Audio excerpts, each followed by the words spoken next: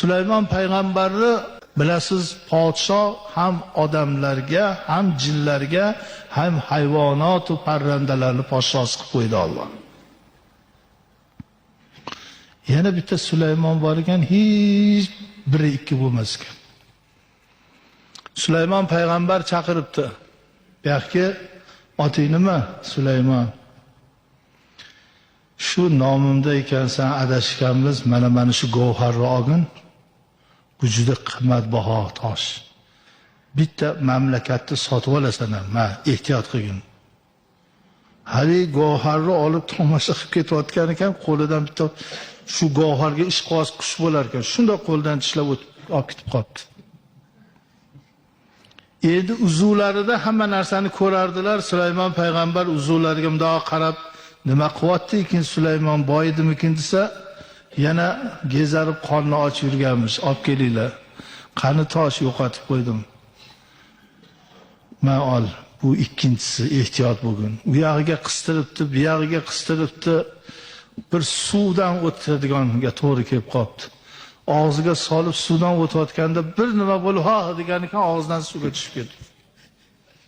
Yana 5-6 kundan keyin uzuviga mundoq qarasa, Sulaymon o'shanda olib keldi. Mana bu oxirgisi, bu dunyoda o'zi 3 ta. Men 3-chisini olgan. 3-chisini ham bir sirg'anib yiqilibmi, bir nima bo'lib yo'qotadi. Oxiri qarasa yana shu chaqiringlar bu yoqqa deydi. Ey odammas, asl noshud ekansan. Men seni Xudo aslida seni shunday yaratgan ekan, men seni boy qilaman deb harakat qilibman. Yo'qol ko'zimga ko'rinma deb o'ribdilar. Haligi Sulaymon aytarmish, Alloh mingta payg'ambar, bitta Alloh bo'lolmas ekan. 40 yildan beri boqasan, a'zolarni bergansan, biron marta koyiymaysan.